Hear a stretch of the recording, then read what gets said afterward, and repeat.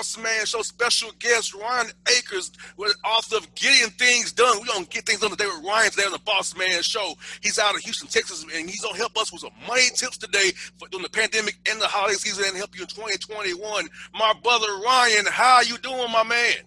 What's going on, Bossman? How you doing? I'm good, brother. Man, look here, bro. Think about your city. I think about food, barbecue, turkey legs, man. James Harden acting the fool at the strip club. Right. Yeah, we kind of known for that. Yes, indeed. He was a little baby last week. Yeah, exactly. Instead of being at practice. Yeah, with no mask on. Yeah, well, I don't think he cares. You know how that go. He already got COVID once. He don't want to get it twice. But he think he's still kind of young, you know. He ain't really figured it out just yet. He's still going through life. Most definitely. Well, bro, let's talk about your book, man. What inspired you to write the book, Getting Things Done, my brother? I want to help people, inspire them to get things done with their money, financially, entrepreneurially. So what kind of gave you that inspiration to do this, man, for our people? Getting Things Done was truly inspired for self first, right? And as I was writing the book, I wrote it from a position of lack, I would say. And when I say lack, I don't necessarily mean financial lack. I just mean like a period of my time where it was like motivation. I felt like I needed to turn it up a little bit, and I was dry in that area, if that makes sense, right? Yes. While I was writing it, I realized that other people can use the same information and knowledge, because I'm surely not the only person that goes through that. You know, I'm normally a high energy person, very optimistic person. I push other people to go, and at that particular point in time, I needed to push myself. So sometimes you got to get out of your own way in order to make a way. Yes. And so I wanted to inspire other people who were maybe lacking in pushing themselves to become entrepreneurs, or pushing themselves just to become the best person or version of them, you know? So hopefully this book, Getting Things Done, will be an inspiration to those people. That's a short read, but powerful read. Yes. Give you tips on how to get things done, literally. Kind of like Nike, you know, just do it. Yes. You got to just go get things done. Most definitely. Now, to our listeners and our followers here, how he got your start? You just in the tax world, because man, taxes are something that I have no knowledge about. I get my W-2, 1099, and my everything else. I give somebody else. I don't know where to start. I don't know what this stuff mean. Just make sure I don't owe them jokers no money at the end of the year. Right. Hey, a lot of people are like you, all right? Yeah. So you go from the tax world to having your own franchise. So talk about that, man. How you sow those seeds to say, hey, I can do this myself on my own, for my own people, on my own thing. So where'd you kind of get into that world? And how'd you decide to say, I'm gonna take this to another step, do it on my own now? Okay, good question. So basically, I've been an entrepreneur for, this is 2020, excuse me. So about 12 years. So 2008, I got an opportunity from a young man that was out here to jump into his tax business, right? To go in his tax world. Now, initially, it was not something that I was aspiring to do in that capacity at all. My family has been in the tax business for like 40 years in California, right? But that still wasn't something that I wanted to do. So this gentleman invited me to a class, taught this class. It was about 10 people, and at the end of the 2 weeks, I was the only person remaining. I guess I just kind of figured, all right, let's try it out. At the time, I was working in the oil field. That business here in Texas is lucrative. So, but you was working, right? It ain't like, you know, you sitting at a desk. I was like man humping out there, all right? So I was toggling back and forth with the notion of staying in the oil field because you make good money. You got to bust your butt, but you make good money. And I was basically I was getting a percentage of everything that everybody was doing for that particular year. And I remember one week he gave me cash. And the cash that I had for that week was like ridiculous. I was like, I'm not going back to work. like why? It just clicked to me like there's no reason why I can't do this and make the same amount of money that I'm making over here. If I can, that was my notion. If I can make this amount of money that I make a year here, in a couple of months, I'm not going back to work. So that's kind of what happened. I jumped into that, and I've been rocking and rolling ever since. Since then, 2014, I transitioned and jumped into my own tax business, right? And I did that one for us, for my people. I got a partnership with my cousin out there in California. We kind of just built the business, started franchising out. We had about 10 locations here in Texas, and my whole thing was just trying to, again, inspire other people to get off their butt and do it. But look at me first as the example. And from that, it kind of spawned into the rest of the things that I'm into now, the financial services, the trucking business, the insurance business, everything kind of real estate, because I was getting a lot of questions just for people like you who come to the tax people and like, hey, do you know anybody that can do this? Well, I got tired of referring that business to other people, and I said, let me go ahead and get my licenses in all these different areas so that I can keep all that money. Most definitely.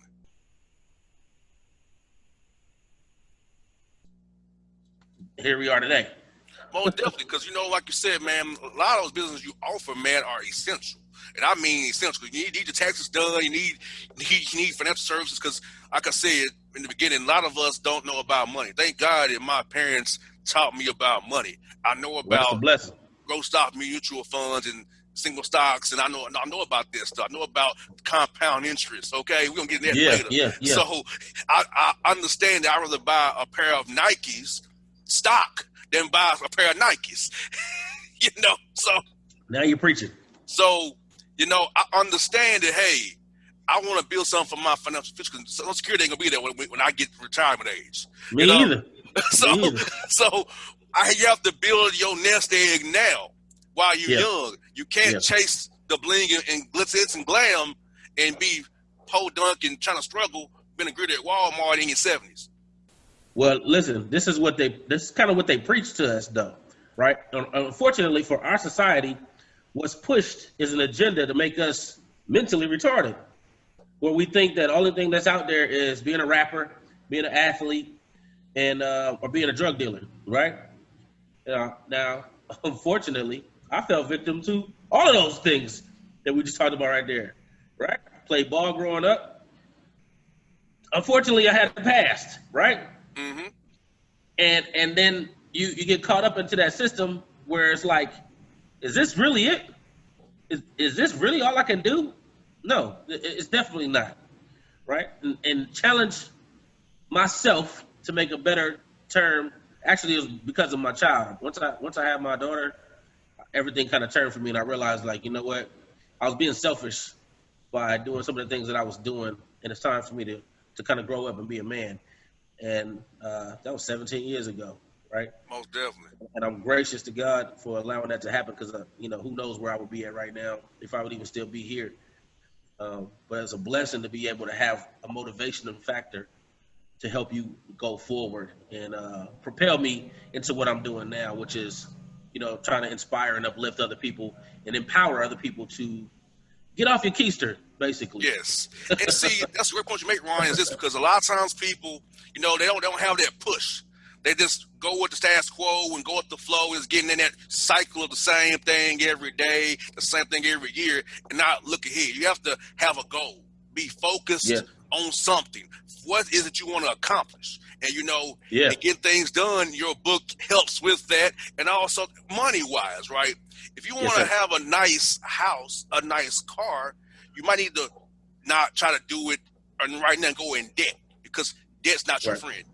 Right. Debt is your enemy. Now, yes, you need to have good credit, but debt is your enemy. Talk a little bit about that, brother. Am I wrong about that? Or tell me. No, there's different perspectives. There are some people that say there's a such thing as good debt, right? And there's such thing as bad debt. Depending on where you are financially, I think that has a lot to do with whether it's good debt or bad debt, right? One of those things that which you just hit was credit. Credit is power. Again, in our community, and I think it's getting better now, but in our community, credit was not something that was really taught about. I never even heard about credit when I was growing up. And my parents were both hardworking individuals. Now, as a grown-up, I realized what credit was once I went to the military and I was blowing it, completely messing it up. But having credit is power. Being able to go into a bank with a 700 plus credit score and kind of sit down and talk to them like, hey, I need a loan, or I need this vehicle loan, or I need a line of credit, or I need a credit card. And them saying, okay, Ryan, here you go, da-da-da-da-da, versus me going to the bank previously and sitting down with a 560 credit score like, yeah, I'm still good, right? Can I get this loan? They like, depart from me, man. Like, you don't even know what you're doing yet. So establishing credit is a great thing, and you need it if you're going to be in business. You need it if you're not in business. Debt. Again, we got that good debt, bad debt thing.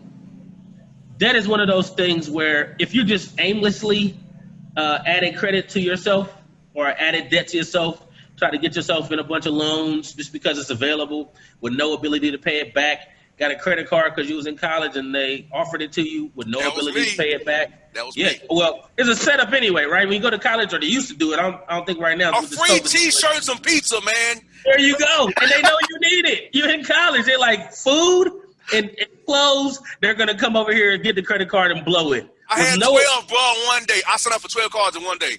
2006, bro. 12. You were the perfect candidate for them. You understand? Yes. The perfect candidate, brother. So that, again, but there's no knowledge of that. And I guarantee you, if there was a class first before you checked in, or when you enrolled in college, if there was actually a finance class that you had to go through, you wouldn't have took the credit card because you would have already had knowledge of, right? That's what they try to do now for these athletes. They get these young guys, pay them millions of dollars, and now they started giving them like a finance class.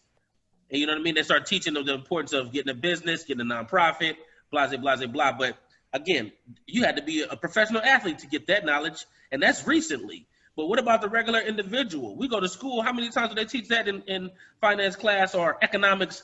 I didn't learn about credit in economics. I sure did not. Me neither. Okay. So, these are not taught, but I believe they're not taught for a reason, right?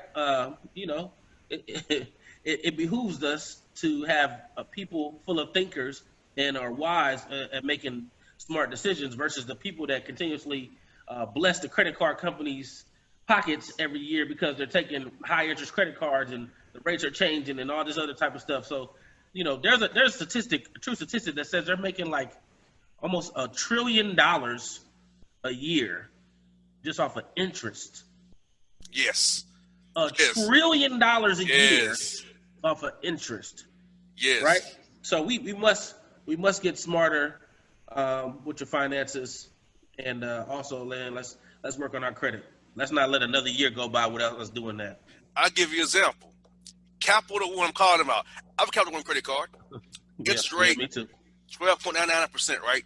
Mm-hmm. Sent me an offer via the email for a saver card, 24.99% for 12 months no interest. I said, how in the bloody hell would I get a credit card that's double what my interest rate on my other card? Yeah. And my score's in 700, so it's in the 700s. Like, what? 30 minutes of hell you think I'm coming from? Because most people will just look at the 12 months no interest and not pay attention to the actual fact that they're about to pay more in that credit department, right? Yes. That's just the true statistic. The other thing that will happen, you have credit card companies send out a thing every year. So you can start off with a 5 or 6 or 7% interest rate. The following year, they're going to change the interest rate, right? Mm-hmm. And most people don't read. I dare say 98% of the people that get credit cards don't read that year-end statement that comes where it lists, hey, if you use this credit card now, our rates are going to change, and you agree to it by using this credit card as of tomorrow. Yes. Who knows that, right? I didn't even know that until I got into the credit business, that's really how they do it. And there are tons of companies out there that lay heavy on that. Amex, Capital One, as you stated. You know what I mean? There's a ton of companies that are major, that are really, really good, is the interest rate. So for us as a consumer, we got to be much smarter and be more aware. But, yeah, it's definitely out there. There's gimmicks. I mean, they wouldn't be in business if they weren't smart. So I'm going to give them credit for that. It takes people like you and me who don't understand it and read the fine print Yeah, you got to. To know what's good. And also, there's other trick that I'll tell you about credit cards. Is people, and Ryan, you can verify this, is the Yes, sir. average daily balance. Oh, They're yeah. not gonna, even though you pay it to a certain amount, they're gonna hit you interest off of the average daily balance, not the average balance you pay it down to. Right. You telling the truth? And squeeze you that way. Basically, what he's saying, ladies and gentlemen, is if your balance is $15,000 and your limit is $15,000, just because you pay it down doesn't mean you're gonna pay smaller interest. You're gonna pay interest on that $15,000 versus you paying an interest on $1,000 a month. Mm-hmm. You got that right. And now, bro, let's go about this. For people during the pandemic, what are some tips you have for the people to save money, conserve money, and make the money work for them more and stretch out what they have? Because if less is coming in, you have to conserve somewhere and budget somewhere. So what's to help people conserve more money inside when less is coming in? Well, I'm going to tell you it's kind of cliche and it sounds very simple, but the number one thing people need to do right now is budget. All right? And when I say budget, I mean really looking at yourself and asking yourself what's a need and necessities versus the things that you want that is just a waste. You made a good example earlier about Nikes, right? So we'll stay there. We'll use Jordans, though. That's not a necessity. That's a shoe, but it's not a necessity. If you can feel like you can afford to spend the $300 on a pair of Jordans during the pandemic, knowing that you don't have any other income coming in, and that $300 could go towards a light bill or two bills, even for your house, but you decide to go with the Jordans, your priorities are in the wrong place, right? So we got to learn to prioritize what's most important versus play. The other thing, alluding to your question, is how can you make money work for you? Well, again, the stock tip that you just said, there are tons of different money loopholes, I would say, that you can invest your money into that will continuously make you money. That could be buy stocks or bonds, and those are normally set amounts. Stocks are, depending on how you invest, you can invest hardcore, you can invest moderate, or you can invest low. So your rate of return is going to be based on that as well. The other thing that I tell people to do, us black people got to do, where you can also cash accumulate, life insurance, right? Life insurance. I'm tired of seeing all these people dying and we got GoFundMe's on everybody's account. Or, the old school church would have a fish dinner or, come on, we're in 2020. If you don't know about life insurance, you need to ask somebody. You can get a whole life policy or you can get an IUL where you can invest a little bit of money and overfunded where you can be accumulating cash, which is accumulating interest on a monthly basis or a daily basis based on still how you like to invest. And if you need to use some of that money, you can pull it back tax-free, right? Also, if something was to happen to you, your beneficiary, your children or your wife or your spouse or whomever would get that money tax-free, plus whatever cash is accumulated on top of that, right? And these are all smart money tools that you can utilize for a little bit of nothing. So let's be a little bit wise when we're doing this and start thinking long term, because the notion is that we have to do everything today because tomorrow's not promised. And when we live like that, we leave nothing for the people that we really love, right? There's no game plan. And that sucks because we're not able to pass down wealth to the next generation, which is why we're behind the wealth gap, like 57-1 type. It's ridiculous, right? So we need a lot of work in that area. Exactly.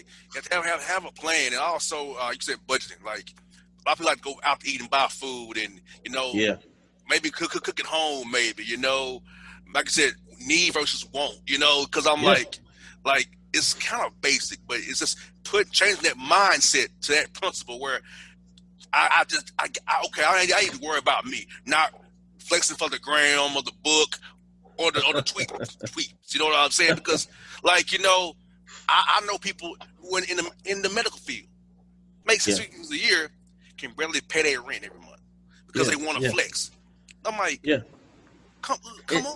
It's imperative. Like I said, this new model that they're pushing on us, the agenda seems to be, go buy a bunch of things that are worthless and spend all your money. For black people, I think we need to also understand that the biggest thing is we're the number one consumers in the world. Okay? Not in the United States, not in the UK, in the world. Right? Black Americans are the number one consumers in the world. But saying that, though, we spend, almost like $800 billion. In saying that, we own like 3%. 3% of the world we own. That's horrible for us to spend, almost two countries worth of money, right? Not cities, not states, countries, right? So we have the power to change our situations. It's literally mindset, right? And I'm glad you said that. In the first chapter of Getting Things Done, I'll talk about 10 mindsets that are normally thrown out there, but it's skewed, it's messed up, and we need to change and flip those mindsets. So, mindset is very powerful because your battle is here. If you can change your mind, you can do anything else. Yes, you gotta also say no when you want to say yes.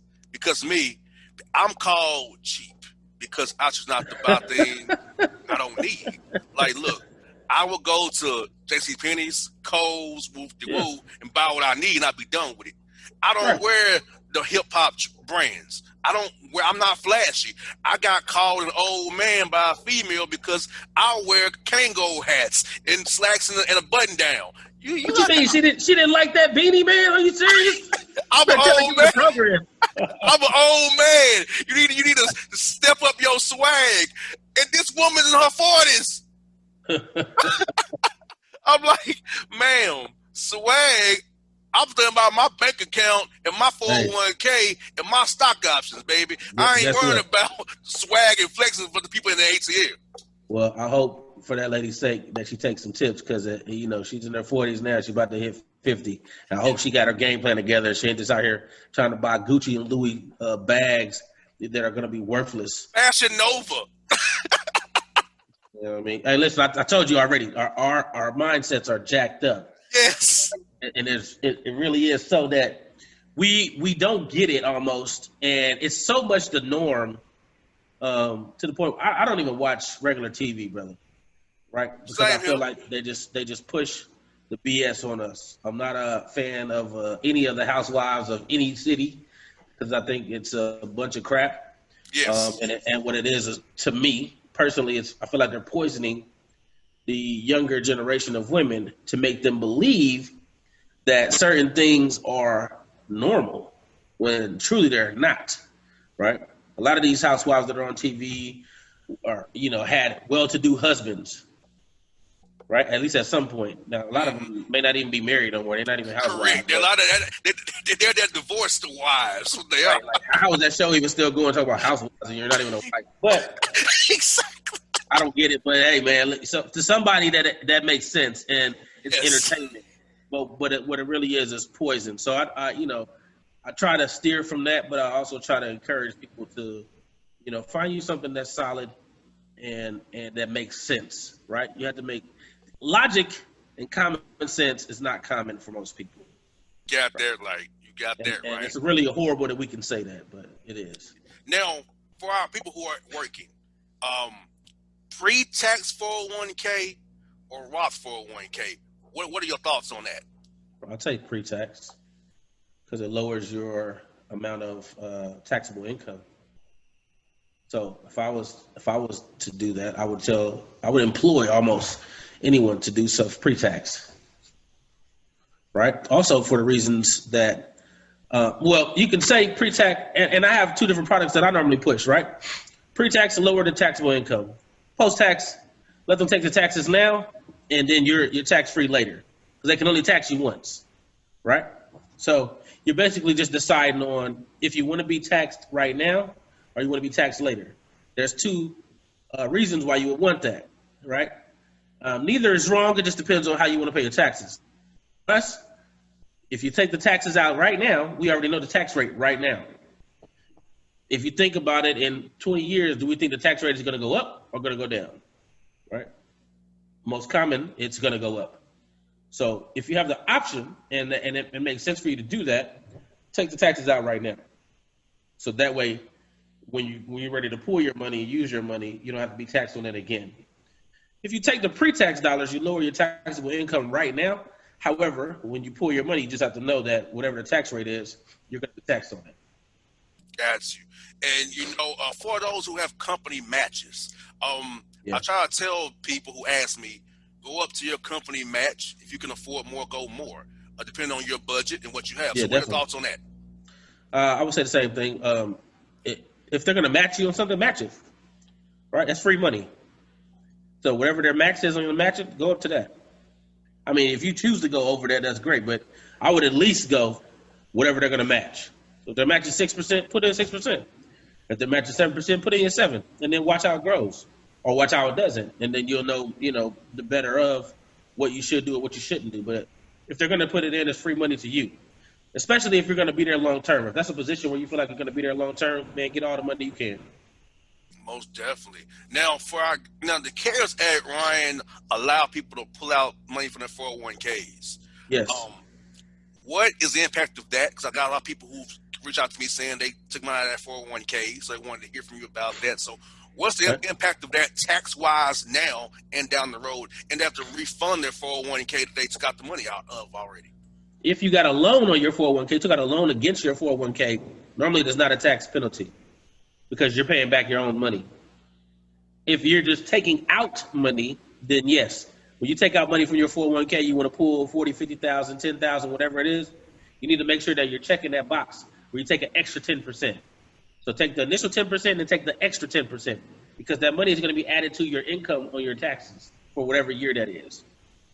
That's going to be actual income that's added to your income. So you want to take out the max amount of tax that you can to lower your taxable interest, or your taxable income amount, right? So that you're not getting killed. I had clients that took out, they made $100,000 and they took out $50,000, and initially they're at a $100,000 tax rate. Well, you take out that $50,000, now you're at a $150,000 tax rate. So you might have went at a 26% tax rate initially, but you took out that money, and now you're at 28%. 2% don't sound like a lot, but $3,000, $4,000 later, you'd be like, okay, I should have took out taxes. And most people don't do it because they feel like they're going to lose their money, but you don't understand you're going to pay taxes on that anyway. Most definitely. Now, for you, which your paychecks. No, I'll be honest with you, I'm a guy who takes out zero exemptions. That's good. I don't do it. I let them take what you want to take out of it and do what you do. But some people want to do 2 or do 1 or have 0, just have 2. Or 9. Or 2. So talk to people about setting up their W-4s with their employers so they can maximize what they get back at the end of the year or not owe the government at the end of the year. All right, so Bossman had just expressed a very good point. If you use 0, then you're taking out the most taxes that you can take out, and at the end of the year, you shouldn't owe, right? And depending on however your paycheck is structured, I mean, if you're making $50, $60, $100,000, you definitely shouldn't owe at the end of the year. If you're making $200, $250, then you want to make sure that you can break even. But you do that by taking out the maximum amount of taxes that you can, right? So this is kind of by tax bracket. You can Google tax brackets on Google, actually, right? You can go to H&R Block. They got different tax brackets. They'll show you what those brackets or percentages are so you can kind of gauge for yourself. The other thing is, we all know people who want as much money as they can get during their paycheck, and they don't want to think about the taxes until it's tax time. So if that's you and you're putting 5, 7, 9, 11, or you're filing exempt, then understand that the reality of you getting money back at the end of the year is 0 to none, right?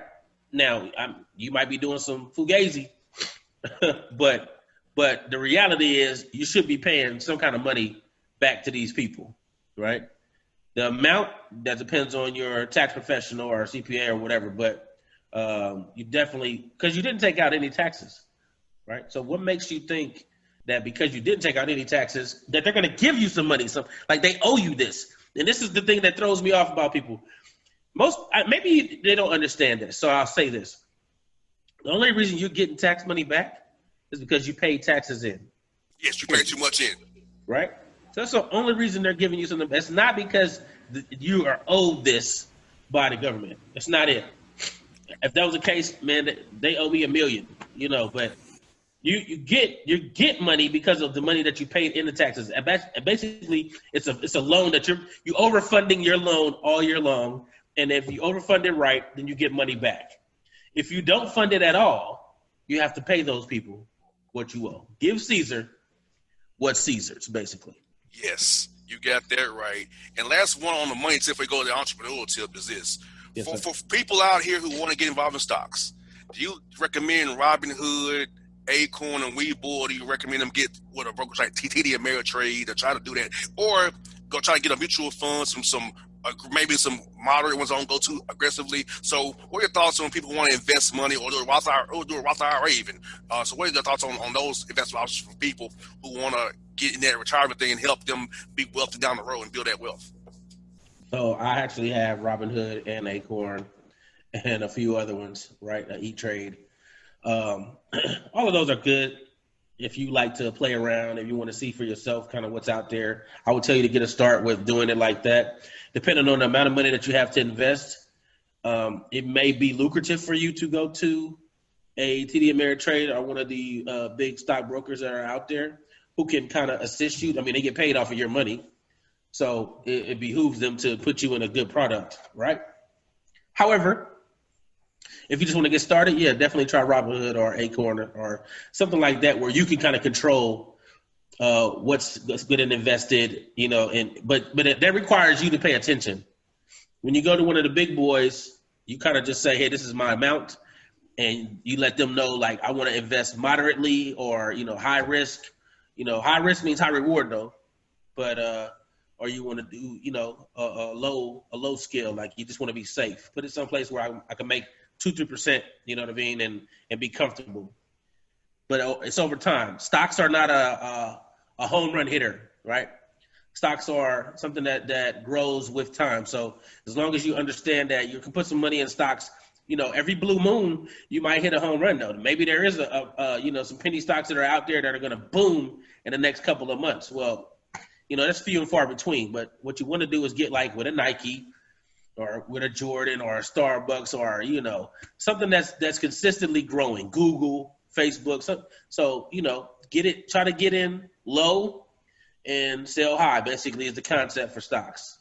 Buy low, sell high. Yes. And also diversify your portfolio as well, Ryan. Because I have single stocks, I have growth stock mutual funds, Roth IRA, my 401k, and I have bonds. So you want to diversify your portfolio. You don't want to have all your money in one basket per se. Never do that. Talk about that a little bit as well. Never put all your eggs, right? As my grandma would say, don't put your eggs in one basket, son. So, and the reason for that is because if something happens with all your eggs over here, then you're done. Right, it wipes you out. So diversifying is fine. For myself, we have, real estate. We have stocks. We have life insurance. Got a bond, right? So these things are all great. Mutual fund as well. I'm trying to think everything else I have. But you want to make sure that your money is out there. And what I tell anybody is also find something that you like, right? Find a stock or find a venture or something that you like, and then invest into that. Don't just invest in something that you don't like because it won't make sense for you, right? If something happens to it, you'll pull it too fast. Or if something goes good, you'll yank all the money out instead of keeping it in there and letting it rise. So find out what it is or what company interests you if you're going to do the stock portion of it and do that. Or if you want to go mutual funds or you want to go to a CD or something like that, find out what bank's going to give you the most interest rate, right? Just it's a little due diligence on your part, but it's going to go a long way. Now, always remember, folks, compound interest is your friend. Big facts. He's speaking facts. CI is your friend. I like me some CI. Yes, sir. Yes, indeed. Now, let's go with the entrepreneurship. Starting your own business. Now, Ryan, this is what I tell people all the time. You cannot let those around you bring you down. You have to stick to your guns. If you have an idea, you want to make it happen, hey, either they with you or you not. Because I can just go for myself. 2010, when I starting the Bossman Show, 2010, I had people who told me I couldn't do this. Look where I'm at today. Right. Because my mindset told me, screw you. I'm gonna be a radio host and be successful.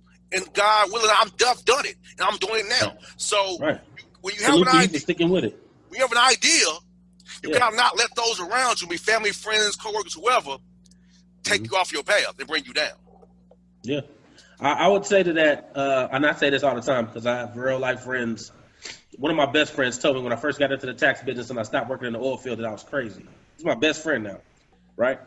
He told me I was crazy and I need to go back and get that check. And I told him what I wanted was power. What I wanted was my own freedom. And I'm not going to ever get that working for somebody else. And now, this is my best friend. And while he was talking all that trash, he was also one of my first clients. So he literally saw me transition from 1 year to 2 year to 3 year. Now I got 1,000 clients. Now I got multiple offices. He's like, I might have been my 4th year in. He came to me and told me, he's like, man, you know what? I didn't think you could do it, but man, I'm proud of you, you know?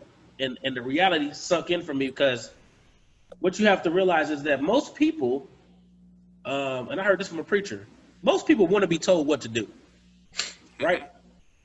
It takes a real person to have some nuts to become an entrepreneur because it's not easy. Got that right. Right? It's not easy. There are going to be some great days, but there are going to be some days that are going to be very challenging. They're going to be very interesting. And you're gonna want to look at yourself in the mirror and be like, man, is this what I want to do? Because being an entrepreneur, everything is on you, right? Yes. You can't blame anybody else for your lack of success or the struggles or whatever the case may be. But you need to learn from those things that may stumble you up at the same time. So for entrepreneurs that are out there or, you know, people that want to become an entrepreneur, if you're out there right now, you know, I always tell people just jump, right? Just jump. Because a lot of times people become entrepreneurs based off of their situations, right? Think about the pandemic. How many entrepreneurs were birthed because they lost their job and people realized, like, you know what? I don't control this anymore. You know, people that work at great Fortune 500 companies that got laid off, people that had pensions and all these great things that were left behind because they didn't fulfill a year time span or whatever the case may be, but they thought they were going to have this money set aside for them when they turned 55 or 60, but they got laid off at year 15 because of COVID, right? Now you ain't got none of that stuff that you thought you were going to have.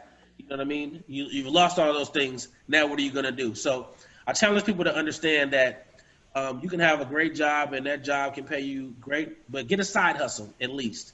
You know, establish something else on the side so that if something, the worst case scenario ever happened, you have something else to fall back on.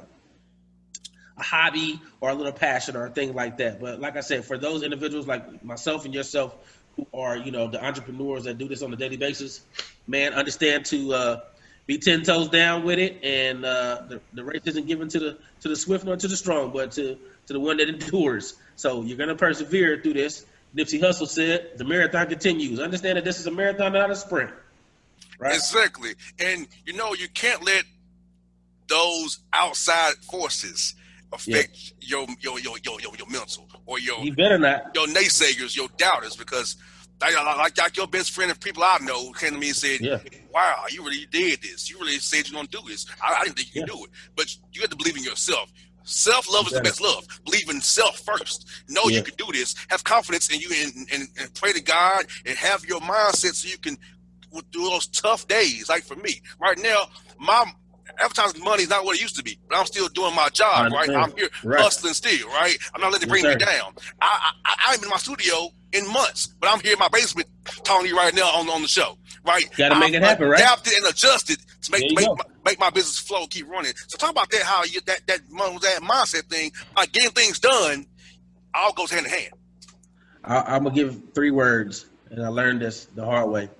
You have to learn how to adapt. You have to learn how to conquer. Right? All right, and overcome, right? So you're going to adapt, overcome, and then conquer in that order, right? Adapt to whatever the situation is, overcome that situation, and then conquer that situation, whatever that is, in business and personal. And as an entrepreneur, those are things that you're going to have to learn to adapt to whatever the struggle is that's coming up. You're going to have to learn to overcome that particular struggle, and then you're going to have to learn to conquer that thing, stand on that thing and say, you know what, I will not be defeated. I will be successful. I will be great. My business will flourish and mean it, right, on a daily basis. You know, for those that believe, pray. Yes. You know what I'm saying? Pray and just ask for guidance. You know what I mean? That you make good decisions and good choices. But definitely do those things, man. Adapt, overcome, and conquer. Yes, and use your talent. Find out what your talent is. Make your talent profitable. Because you might have a talent for singing, cooking, whatever, baking, and whatever. Make your talent profitable. Try it, because you never know. Who would thought Uber would have been popular as it is, right? Not me. And I'm mad I didn't invest in it when I could have. I could have invested in Uber when it was like a little bit of nothing out there in Vegas. I was just like, yeah, right. Who's gonna do that? Who's gonna just jump in somebody's car that they don't know? Well, look at him now. We on Zoom. Who would thought about right. Zoom? We on Zoom. So when you have an idea, run with that, because you never know. It might be the one that changes the whole world for the better. Facts. Big facts. You telling them? No lies were told today. I want to make sure you keep me honest, brother. Keep me honest. If I'm lying to the people, let me know. Listen, my man Bossman is definitely telling the truth. Definitely follow your passion, follow your love, because if you love what you do, it's never work. And whatever that is, don't be afraid to jump out on faith and follow that passion, because whatever that is that you're good at, somebody might be willing to pay you for it. Folding clothes. Somebody had to do it. There's dry cleaners out there. Somebody had to do it. There's people that come and clean houses. Somebody had to do it. There's young guys and women that power wash. Somebody got to do it. You know what I mean? These are things that happen. When I grew up, I used to cut grass on the weekends to make extra money. Somebody got to do it. So don't ever think that your idea is too small or not good enough to qualify you to make some money, man, because there's nothing too small or too big. Whatever you think about can be done and achieved. Now, Ryan, tell our listeners how they can get your book, where they can follow you at, where they can support you, and also become one of your clients, too. Help this man make some money. Make him be the brother he is today, man. Keep him going, my people. All right, check it out, everybody, man. You can go to ryanknowsbest.org. All my social media handles are there. You can also purchase both my books. Be on the lookout for anything Ryan Akers. It will be there, ryanakers.org. Check me out. You can book a consultation if you like. You can do one-on-one coaching if you like. Like I said, you can purchase the books. You can tap into a lot of the different things that I got going on. And, hey, man, I appreciate Bossman for having me out here. I hope that I was beneficial and I inspired someone today. Oh, you brother, you will, and I hope, because this we pushed out globally. Because we're here in my basement, but guess where it goes to? Atlanta, it goes to the world, baby. Who would have thought we in Bossman basement in suburban Atlanta, and it goes to the whole world? Look at that. Look at God. That's powerful right there. That's powerful. Yes, indeed. Mary Ryan, thank you for your time, brother. This was fun. We got to do this again real soon, my guy. Let's do it, man. I appreciate you, brother. Anytime. It's Ryan Akers on the Bossman Show. People, check my man out. Ryan knows best. Get his book. Get things done. All righty.